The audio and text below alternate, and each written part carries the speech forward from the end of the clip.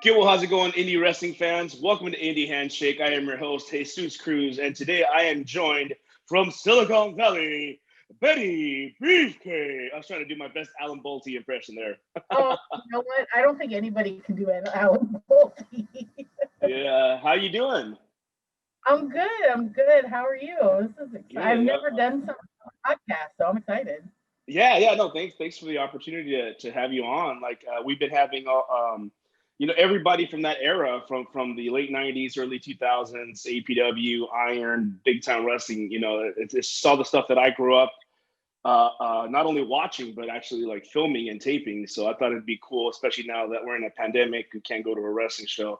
It would be cool to show some of the stuff from that era. And you were a big part of that. And let's get started with just a general question of how do you got involved or interested in wrestling, and then how did you get involved and find APW? Well, I was at the time I was dating someone, and he said, "Let's go on our first date to a wrestling show in Pinole." And I was like, "Okay," because I've been watching WWE, or well, at the time it was WWF, and I was super into China. Like watching China on TV was the reason why I decided to get into wrestling. And I was like, she was like, I was like, oh, China, total marking out for her. Right. Um, and so we went to the APW show in Pinole, and I was just like, I was like, I have to be a part of this. I really want to do this. So I contacted Roland, and at the time I couldn't afford to, pay for manager training or anything. So I was, he's like, well, come into the office and talk to me. So about a couple weeks later, I go down to Hayward, and I wait in the lobby for 2 hours while Roland, Roland, he was doing his thing. And I walked in, and he goes, I know exactly what you're going to do. I was like, okay. He's like, you're going to be a manager for the Snott Brothers. You have that personality, you have that look, and they're nerds, and I think you'd be perfect for it. I was like, okay. And so we arranged that I would do office work to earn my way for manager training. And I probably did office work, and I was already an admin assistant, so it was super easy. And I kept Roland organized with all his filing, writing checks. And I remember writing checks to like John Cena and Samoa Joe, and John Cena he was proto. Yeah. So Right. yeah, and I just I worked there. I worked in the office for about a year, probably 4 nights a week. I was there. I didn't have any kids. I lived on my own, so it was easy just to be there all the time. Right. Every time I pass the Winton Avenue exit, I get a little emotional. I'm like, oh my god, that was Yeah. amazing. Winton and Cabot. Yep. But so, how did the character come about? The Baby Beefcake. Obviously, he said, "Hey, you'd be perfect for them." And then, what did the classes, the managerial classes, consist of, and who was giving them? The so Betty Beefcake came about. We decided. Roland's like, we need a name. This was I think a couple meetings after my first time I was there, and he's like, we need a name, and he said something about Brutus the Barber Beefcake, and then I thought of Betty, and so we were like, okay, Betty Beefcake. It was like it happened that quick, and Vinny Massaro could have been a part of it. I'm not 100% sure, but I know he was part of like the character development. Mm-hmm. And the manager training was like Vinny, a lot from Vinny. Let's see, Donovan, Mike, Modest, and then the pros that were there, and it was just learning bumps, um, taking a lot of heat. I remember I had to get body slammed by Dalip. That was, Not fun. at the time I was 300 pounds, and he lifted me up in the air, like had me like this, and then just went. Oh man, how did that bump feel? Not good. I did not bump well, and my whole left side was numb for a couple hours. Oh man. How Yeah, often were you getting? How often were you getting in the ring and bumping around? Were you part of like a beginners class, and did well, you have to graduate that way? it was like, no, I didn't do beginners. It was more like a manager's class, and there wasn't a lot of managers training with me, so I just got training whenever I could, and it's been over 10 years, so anything 10 years and ago is usually foggy as I Yeah. get older. But I remember training with Sarah Amato, Hmm. um, because she started out as a valet, I think, for the West Side Players, Nikki. Hmm. Um, so it was just, at least once or twice a week, I do some manager training and learn bumps. And I was a big baby when it came to pain. So, Mm. So what was your experience about working with the Snott Brothers and some of your favorite moments that you guys had? there's so many great moments. One of my favorites was we had a match with Dalip, and I can't remember if it was Dalip and Super Destroyer. I can't remember exactly who the other guy was. But afterwards, I picked up Seymour Snott and I just threw him over my shoulder.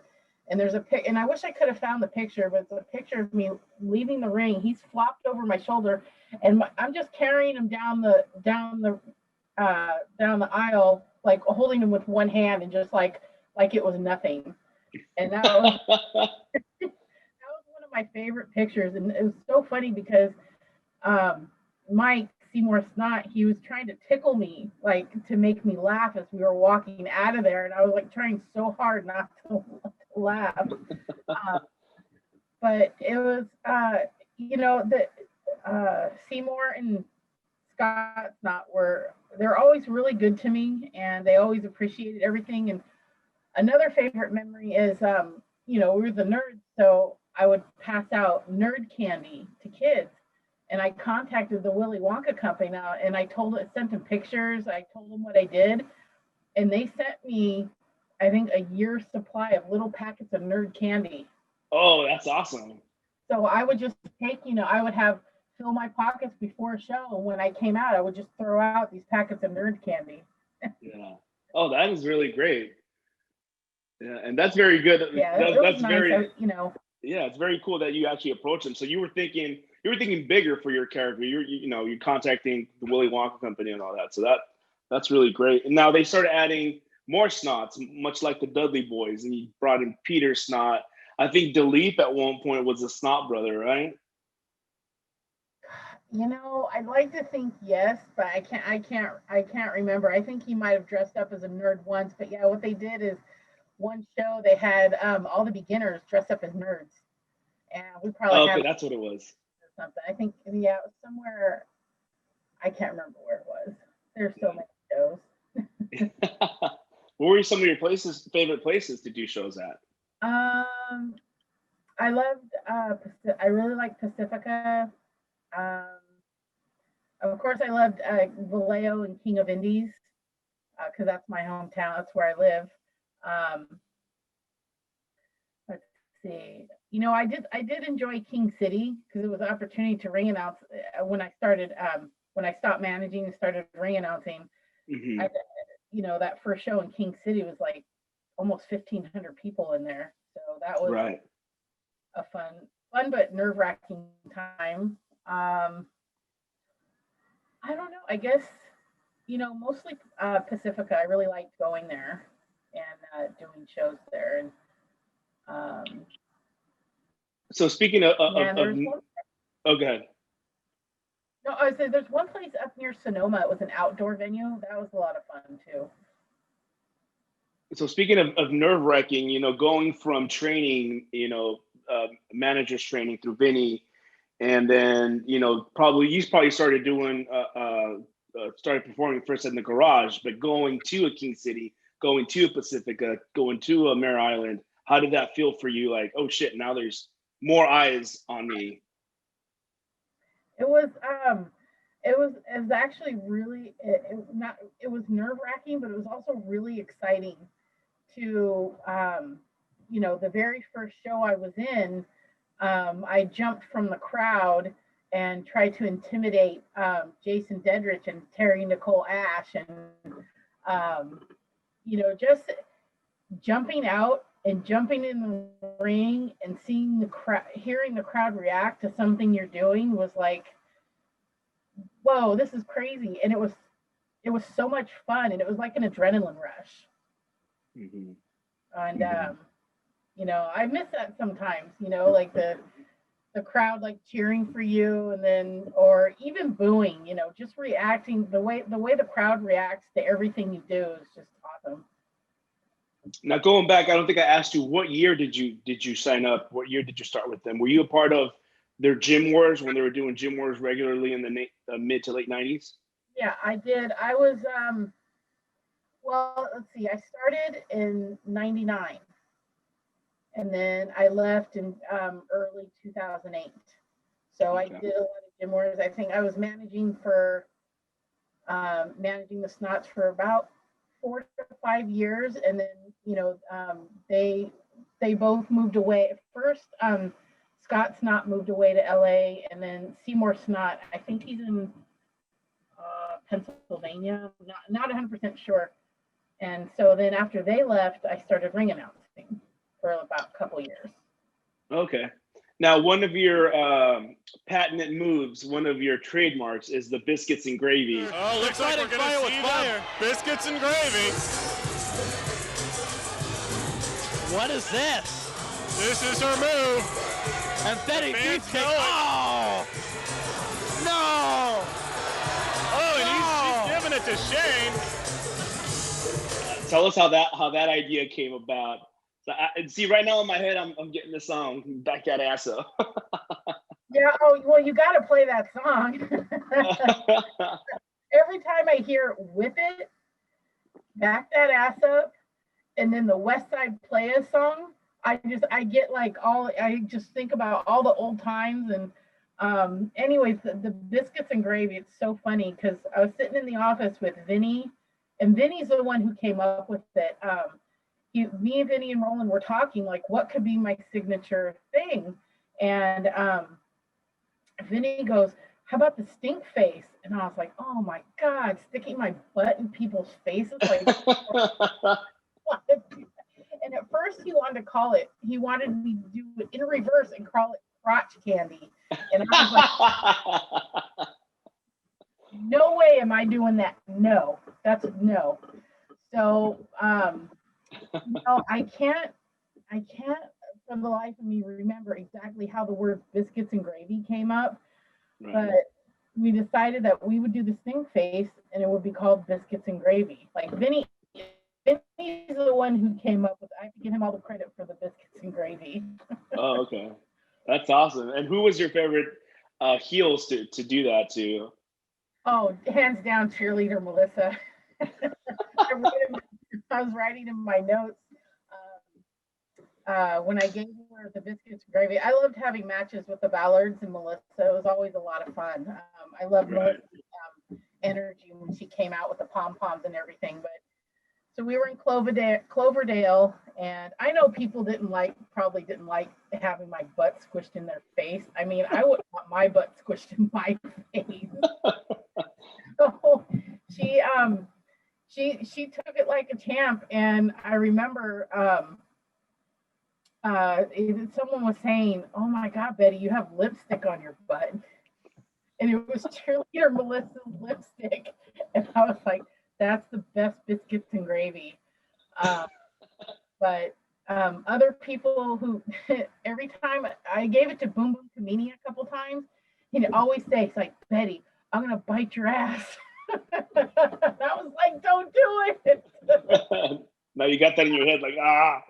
Yeah, and Shane Dynasty took it a couple times. He did really well, and of course, Buddy Sotelo. He deserved it. He deserved every bit of that. Yeah, he sure did. That guy. It's so funny. On one of the videos that we posted, the APW awards nominations for 2000. And it was great seeing you and Buddy Sotelo and Shane Dynasty go at it in the comments. Like it brought back a lot of cool memories. Oh yeah, that was speaking of cool memories, tell us some of your favorite memories. How was your relationship with Roland, which we could see in the back of your picture there? I know people have a lot of things they could say about Roland, but how was your personal relationship with him? it was, it was really good. He did get, mad at me sometimes, or I would get mad at him, but he never yelled at me. He got when he would do this. That was the look. Glasses. But, it was a really special relationship because he just, he was good to me. He would help me out when I wasn't doing well. We we'd have really good talks, and I wish I would have kept more in touch after I left. We would text once in a while or call.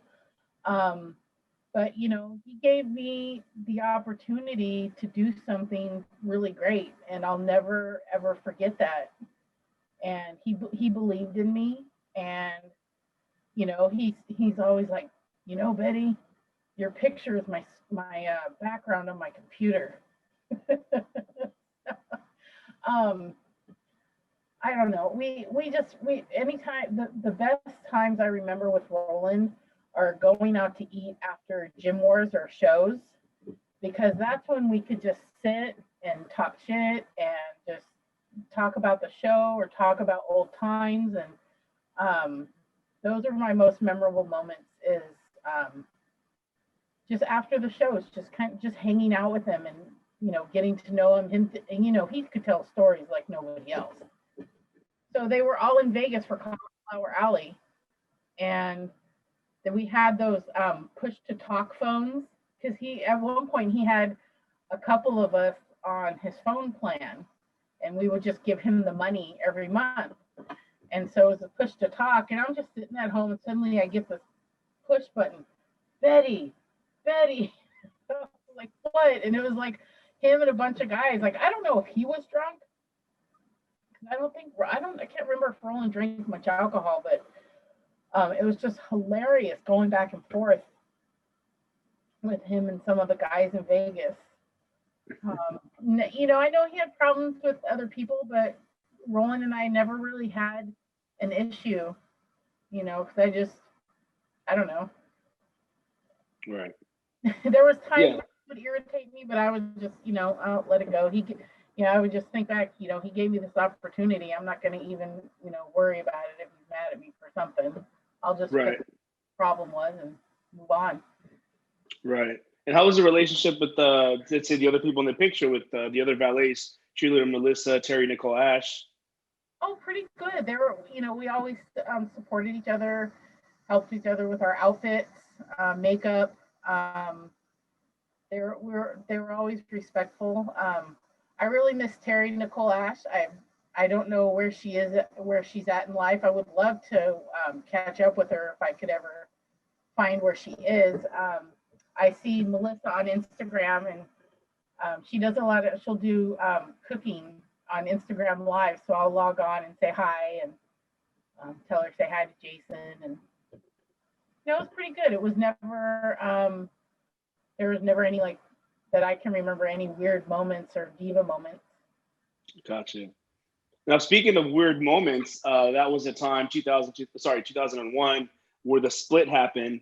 The APW Iron split happened. What was your whole take on that? And what did you still keep in contact with Donovan, Amatis, Vinny? I would, not really. They left, and I was, I wasn't mad at them, but I was just disappointed that, that all had to happen and we couldn't stay together as an APW family. I was asked, and I can't remember who, do you want to come to Pro Wrestling Iron? And I was like, no, I'm loyal to APW and this is where I'm going to stay. Right.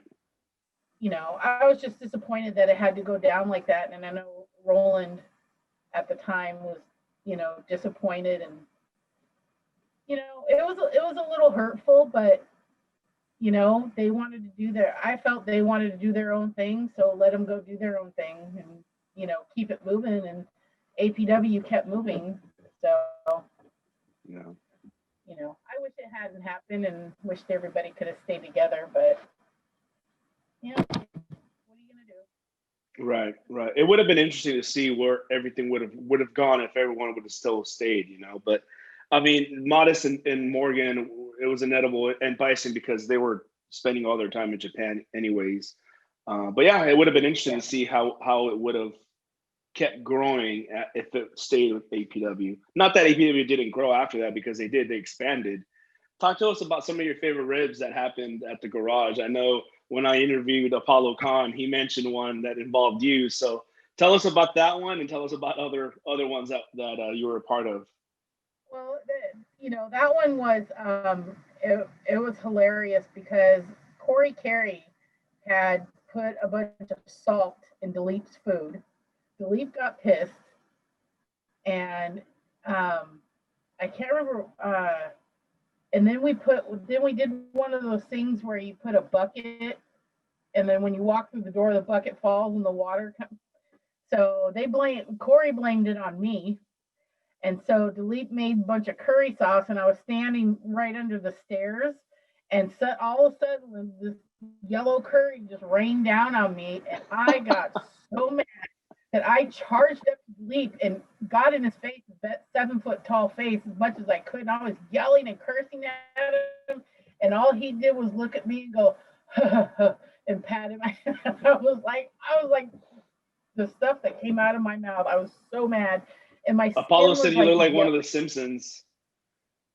Yeah, yeah, I did, and I was yelling, and you know, it took a couple days to go away.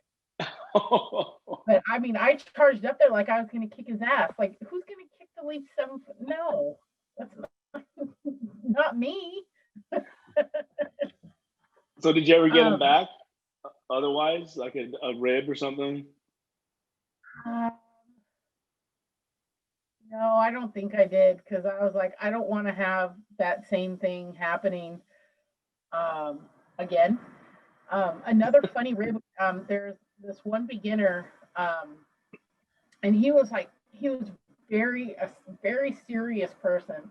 He was so serious about wrestling, and so I told him, and I think a couple other guys backed me up. It's like, you know, you got to wear hot pants on your first day of training. So he showed up in hot pants.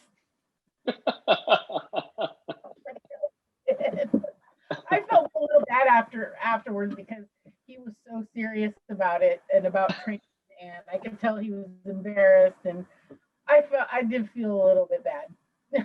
Did he But continue in the you know, business? I don't think he. I mean, he did the. I think he made it to semi-pro, but I think that was about it. And I haven't heard from him in a long time.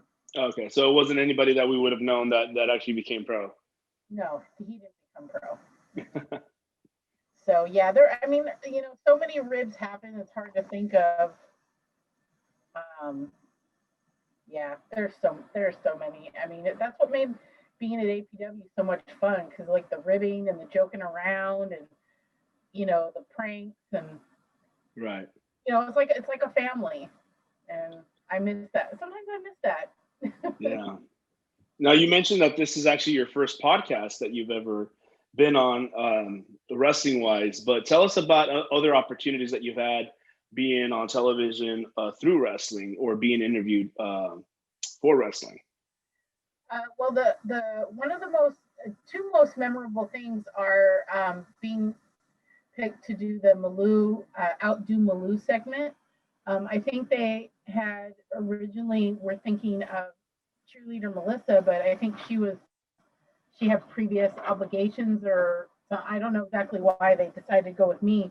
Um, but that was a lot of fun, and Roland let me do a lot of you know like ideas like how do you want to like let's do this and you know like plan the segment. And I practiced for 2 weeks with Sarah Amato, which was a lot of fun. I missed her a lot. I'm so proud of what she's doing right now. And the other one was Jason Dedrich got contacted by Bust magazine in New York, and they wanted to do an article on a female wrestler. And so he's like, here's their information, you know, go with it. And so I contacted them, and they did a little interview over the phone, and I was in, if I have the magazines like in my stack of magazines right around the corner here. But they invited me, well, see, how do I explain it? So they did the interview, and then this group called Punk Rock Aerobics wanted to do something with me, but they're in New York. And at the time, I had a very low paid job, and I couldn't afford to go to New York. And all my coworkers chipped in the money for the plane ticket. And so there was an APW fan who had come out for King of Indies, and she offered to let me stay at her place in New Jersey. So I flew out there, and I participated in some punk rock aerobic shows, which were held in nightclubs during the daytime. And I got to tour the Bust magazine offices, and that was a lot of fun. That was I don't know, going to New York, and it was probably 2 years after 9/11, so I was a little scared to fly there. Right. No, I think those are the main two opportunities. I also, one time I went to a wrestling WWE show in Sacramento with Melissa, and I got to go out to eat and visit with a couple of female WWE wrestlers, and I really wish I could remember their names right now. But it was really nice, and basically Melissa was like, you don't speak unless you're spoken to. So I was because that's just how it was back then. It might still be the same way. But so I was really quiet, and they got in the car, and I'm sitting in the front seat, and I'm just silent. I'm like, we have WWE superstars in here. Like, I'm not saying nothing. And so one of them tapped on the shoulder. Okay, so who are you? And I was like, oh, yeah. I'm just trying to think what else. I know, there's so many. You guys had didn't you guys have Macho Man at one point at this school? Yeah, that's right. And I sent you some pictures. That was really awesome because I took a day off of work, and I, made like a little catering table and like helped set things up and clean up the gym. And he came in, it was probably embarrassing for Roland because I was like totally marking out for him. What was he there for? They were filming a Slim Jim commercial. Oh, okay. Garage. And I asked him if he could sign a picture. And he's like, I said, can you sign it to Betty Beefcake? And he's like, oh, does Brutus know about that? And I was like,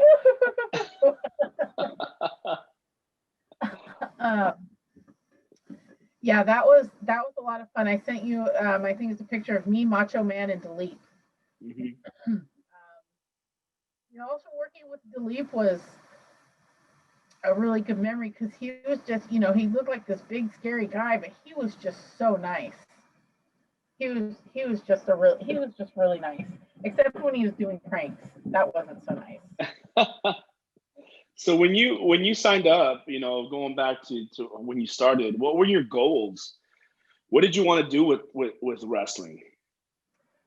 I wanted to be a manager. I wanted to support the wrestlers, like the valets that I saw on TV, and just get the crowd worked up and just have a good time. I never really aspired to have a career, and I know that if I wanted to have a career, I would have done it.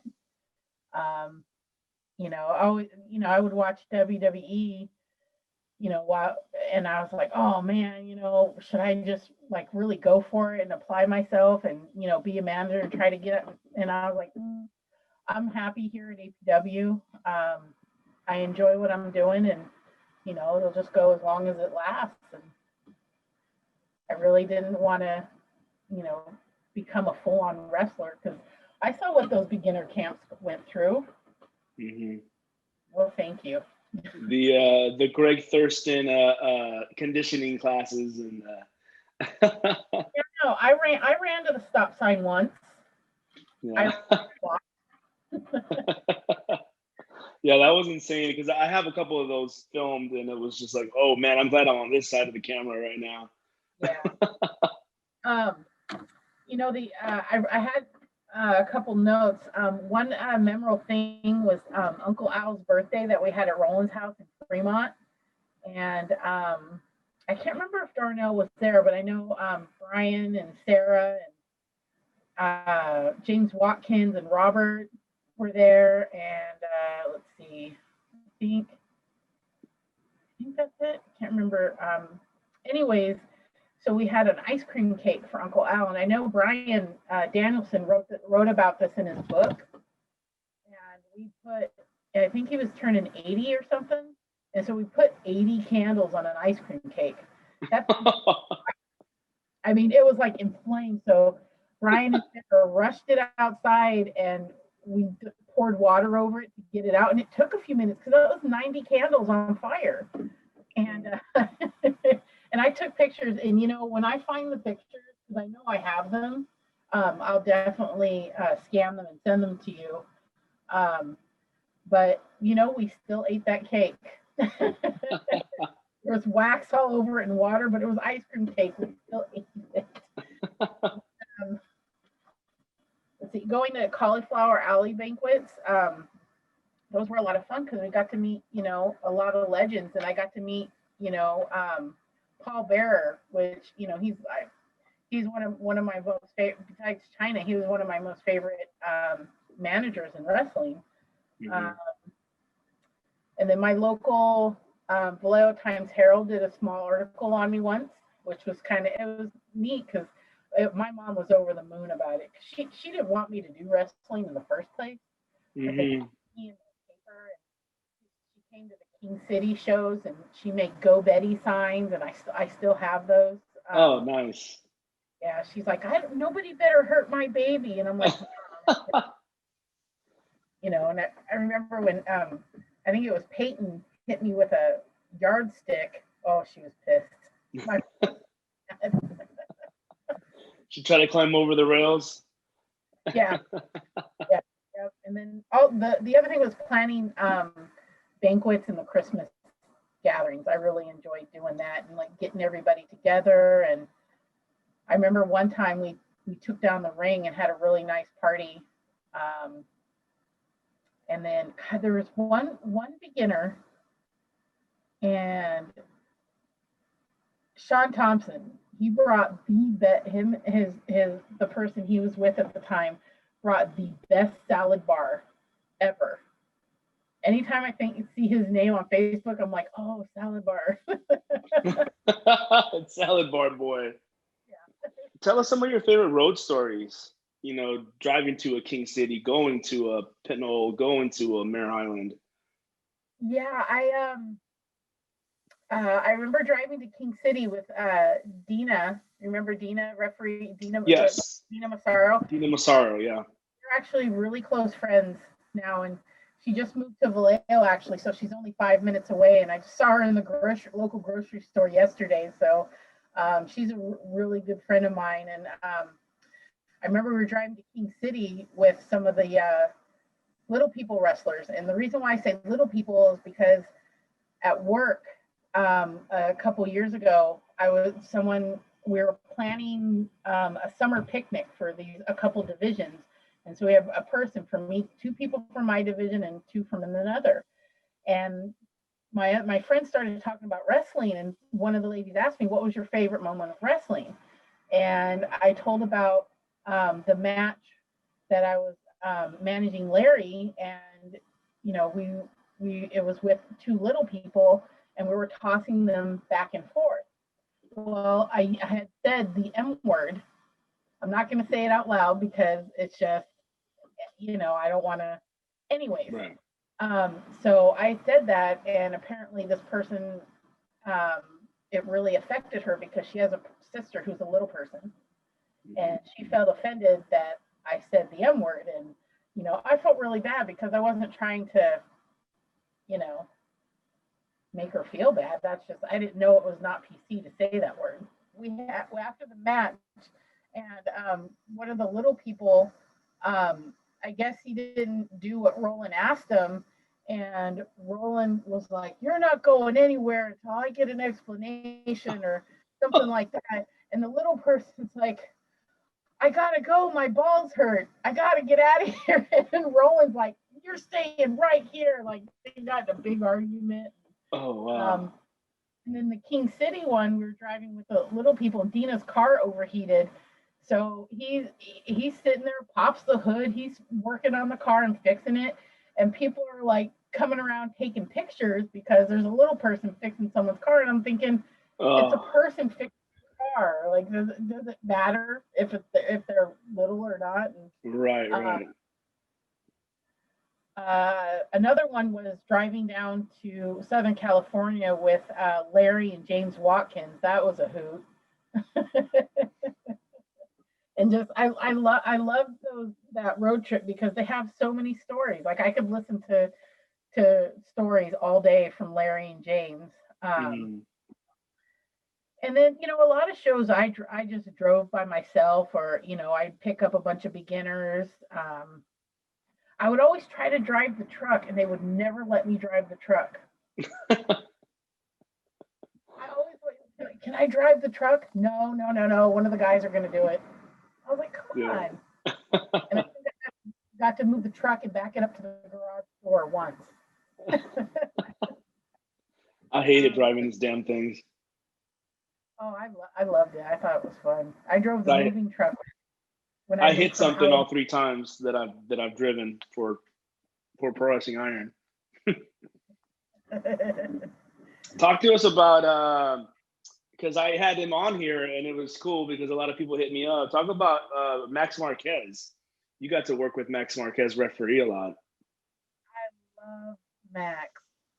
Love him. He was like every time I got in the ring and he was reffing, I'd give him a hug or something. But he is just the sweetest guy ever. And he had a really good work ethic. He's a really good referee. He taught Dina well. I mean, I don't know what else I can say, but he's just a really nice person. And I recently reconnected with him.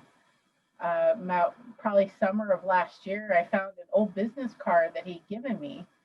And I texted the number and he called me and we talked for like an hour. And he's just a really good stand-up guy. And I wish I could, I wish there wasn't a pandemic. Dina and I were going to try to go and have lunch with him, but it just, Right. Yeah, no, we were lucky to get him and interview him. And it was so funny because yes, he's a really nice guy. He even like afterwards, he's like, "Oh my God, I forgot to thank Dina. I forgot to thank, all these people." And it was just bothering him, which goes to show, his character. But yeah, no, Max is a great guy. Tell us about any crazy fan interactions that you've had or seen during the show. The one thing stands out. We were in Pacifica, and it was the first time that my feelings got hurt from a fan because I was walking out with the Snott, and this 9-year-old, pardon my language, he goes, "Go home, you fat bitch." And I was like, "Oh my God, like this kid's 9." And I came back and I was bawling, and Roland was like, "Betty, just let it roll off your back. He's just a stupid shit." And I was like, I can't believe I'm not like, why would he talk to me that way? And it's like, Roland's like, it's not a reflection of you as a person. It's just, that's people heckle. And oh man, that bothered me for so long. But I didn't have a lot of crazy fan interactions. One time I was at a concert in San Francisco, and this little kid and his mom recognized me from going to APW shows. And that was kind of neat because I was just there hanging out with friends, nothing wrestling related. Right. And this kid was like, I think I was selling merchandise for my friend's band who was playing. It was out in Golden Gate Park, and he was like, "Oh yeah, Eddie Beefcake from APW," and I was like, "Oh my gosh." That was fun, but I never really had any crazy fan thing. Right. Yeah. No. Just looking at these tapes, going through them, man, the crowds were brutal back then. Back in the late '90s, early 2000s. It's like the stuff that people were yelling. I was like, what the fuck is wrong with people? But right. I mean, yeah. I know. I heard a lot of weird stuff and bad stuff, and I figured, well, especially after that 9-year-old kid yelled at me like that, I was like, well, maybe they're just wanting to be kind of part of the show, so they're just going to yell out whatever the hell they want, and right. get into it and get all excited about it, and right. Have you had any embarrassing moments in the ring? I know you talked about the lipstick from cheerleader Melissa, but have you had any other things that you're like? Not embarrassing. I didn't really have many embarrassing moments, but the one time I decided to wear these boots, and they were 5-inch platform boots with flames up the side when I was being Mistress Betty ring announcing. Oh, that's right. Yeah. Okay, that's coming back to me. Yeah, I start to step out of the ring, and I take one step down the stairs, and then I just start falling because I'd missed a step. And you know who caught me is Licorice Joe. He prevented me from probably breaking a leg or something. And it was so embarrassing because it was the first time the person I was dating at the time had seen me in the ring and doing ring announcing. And I go back there and I'm like, I told Gabe, I was like, I'm so embarrassed. I can't believe that happened. He's like, don't worry about it. And then after that, no real embarrassing moments like in the ring or, ring announcing or at a show. So how did you do that transition from valet to ring announce, and tell us about the Mistress Betty character? Well, so Scott Snott moved away to LA, and then Seymour Snott left, and there was Roland didn't really have anyone for me to manage. And so I would just help, behind the scenes at shows, do the merchandise, and Jim Wars just like help coordinate thing and help type up the booking sheet and all that stuff. And one day, it was about 10 minutes before the show, I can't remember exactly what happened, but Donovan's like, okay, Betty, you're gonna ring announce. I was like, what? I don't want to ring announce. I was just wearing like street clothes. I didn't have it. And I was like, I don't want to be a ring announcer. Because I don't want to get there and speak in front of all these people. He's like, now go. And I was like, so I got note cards and I wrote, I would always write the booking sheet on note cards so I wouldn't have this big piece of paper. And I got in there and I did it. And I was so nervous. And oh God, it was terrible. That first show I ever ring announced. It was horrible. Was it at the garage? Yeah, it was at the garage. And then it started getting, a little bit easier to do. And I think it was Roland who was said Mistress Betty. I don't know. I don't remember how that came up. But they decided to be Mistress Betty, and so I would wear corsets or leather jackets, or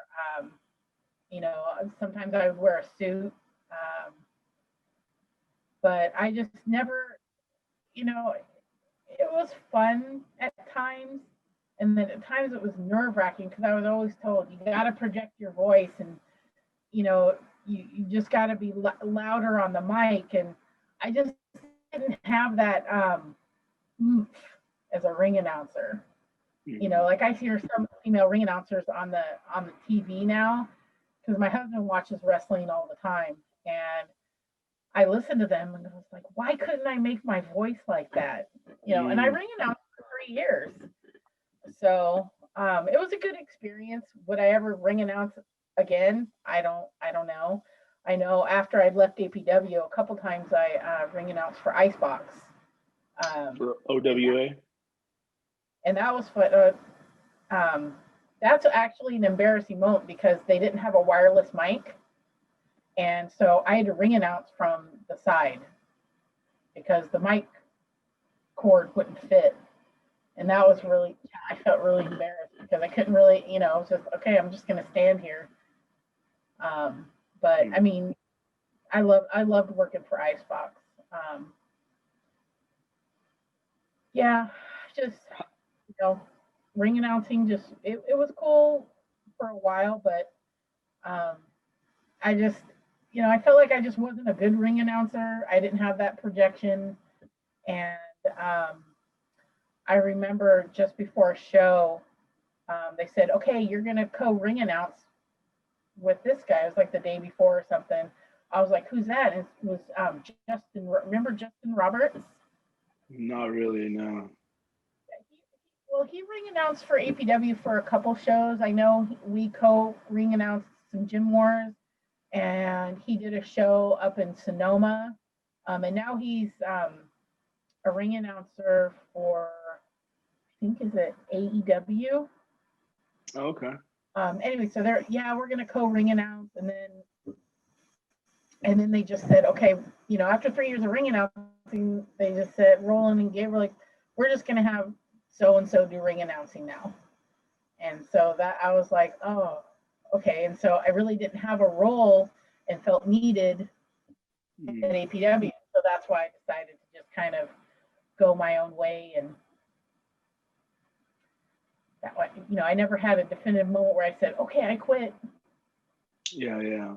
So were you there? Had Roland passed by this time, or was Roland still alive? You know, there just wasn't anything really for me to do. So I just kind of stopped coming around, and I would keep in touch with Roland and, you know, texting and calling. You know, it just wasn't, something I was interested in doing much anymore. Right. But, you know, I did keep in touch with Roland. And then when, you know, Shane called me, you know, remember Shane Mai? Yes. He's a really close friend of mine. He's like my brother. I love that guy so much. I remember when he called me and said, Roland passed. And I was like, you're fucking kidding me, right? You're lying. And he's like, no. And I know Roland, you know, health wasn't the best. And I would always tell him, you know, you got to stop drinking those mocha frappuccinos, because he was diabetic like I am. Like, you can't drink that stuff, Roland. It's like, God, those things got like 60 grams of sugar in it. Well, I think Marcus is doing an incredible job continuing on that Roland legacy. I mean, it's just incredible what he's done. And to have an APW show at the Cow Palace was like, I mean, I didn't go to many wrestling shows. I mean, every once in a while, I might have gone to a Daly City show, and you know, because I just wasn't into wrestling much anymore. You know, I did keep in touch with some people, but I was like, I have to go to this Cow Palace show, and just being there and seeing that, you know, here's APW at the freaking Cow Palace. Right. And I was so proud of Marcus and of him, you know, keeping that legacy going. And I know Roland would be really proud of him right now. I'm sure he is. I don't think, you know, things change all the time, but, you know, as far as, you know, keeping the APW name, and I mean, I think Marcus has just done an incredible job.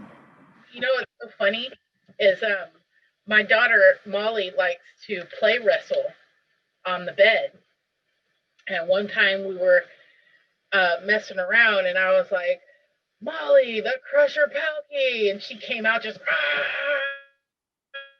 doing wrestling. So I'll pick her up and flip her around, and nice. And I'll say stuff like, try to do a promo, and I'm like, who am I fooling? I can't.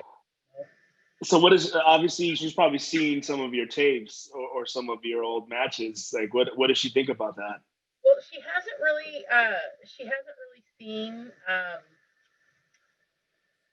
any, like, I haven't really showed her any matches. Like I've been trying to find that Malou Nubla segment so I can show her. Yeah. but I've given her. I have Mistress Betty stickers that I made like on the computer like a long, long time ago. Mm-hmm. Got them like pasted in her room. And then I also have a Mistress Betty lunchbox, and I swore to my husband, I said, I'm going to make her take this to school. And well, I'm not even going into school. So Yeah. That's cool though. she knows mommy did wrestling, and you know, I show her pictures, and she's like, "Oh, mama." That's funny. That with her because now I think about it, you know, how much I miss the the family aspect of APW. Right. I kind of wish that I, you know, maybe stuck around a little bit and just, you know, done behind the scenes work. But, you know, I was, you know, at the time when I left, I was working like 2 or 3 jobs, and I just moved in with my now husband, and I was like, you know, it's time to move on. And, you know, now if I had the opportunity, you know, if Marcus was like, hey, Kelly or Betty, you know, do you want to help me with this? I would definitely love to help out and do something with wrestling again. Yeah, that'd be that. Actually, that was going to be my upcoming question. If you would come back to the business in any sort of way, and so just to kind of wrap up a little bit, what, you know, from when you started, you know, you're brand new, you're breaking into the business. What did you find disappointing about it from the time you started to when you decided to retire? You know, I felt like there wasn't a lot of women in the business, and I felt it was more of a male-oriented business, and I felt that, you know, women didn't get a lot of respect as being wrestlers and being part of it. You know, I felt respect from Roland and, you know, a few other people because they know that I worked hard and you know, I was loyal, and I'm still loyal to APW. That'll never change. But I think the biggest disappointment was the lack of women in wrestling, and, you know, the lack of respect for, you know, females in the wrestling business. Now it's definitely changed.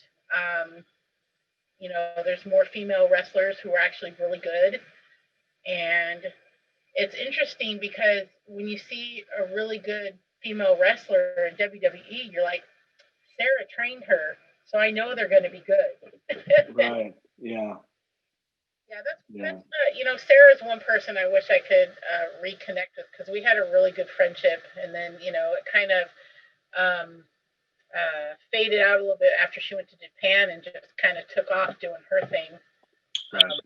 But yeah, I can see that she's a really good trainer, and you could tell. Yeah. Any parting words? Anything you want to say to your peers, to your fans? I have fans. Of course. You know, I just want to, you know, say thank you for the support when I was, you know, with APW, and I really appreciate it because it was more than I ever initially had imagined when I first started, and I'm really grateful for the opportunity to have done that. And you know, I would always thank Roland, like, you know, thank you for letting me do this. This is so much fun, and you know, and the fans are great. The ones who weren't heckling me.